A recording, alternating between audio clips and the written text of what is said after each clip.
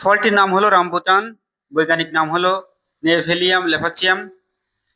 গায়ে সাজারের মতো কাটা এবং ভেতরটা লিচির মতো শাঁসে ভরপুর।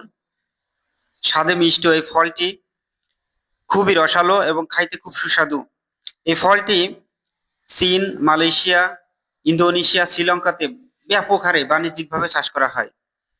এই ফলটির একটা বিশেষত্ব হলো ফল যখন ম্যাচিউরড হয় পাকার আগ মুহূর্তে যদি বৃষ্টি ছোঁয়া পায় তো ফলগুলো সব একত্রে পেকে যায়। মালয়েশিয়া, ইন্দোনেশিয়া এবং চীনাতে কয়েক প্রজাতির রামবুটান চাষ করা হয়। আর এই প্রজাতি ভেদে ফলের রং, আকার এবং স্বাদের ভিন্নতা পাওয়া যায়।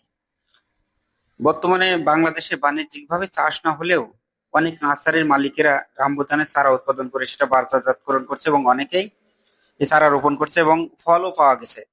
তো ভবিষ্যতে হয়তো বাংলাদেশে বাণিজ্যিকভাবে রামবুটানের চাষ করা হবে। তো দর্শক শ্রোতা, আপনারা কে কে এই রামবুটান ফল খেয়েছেন এবং কার কার খাওয়ার অভিজ্ঞতা আছে অবশ্যই কমেন্ট বক্সে কমেন্ট করে জানাবেন। সবাই ভালো থাকবেন।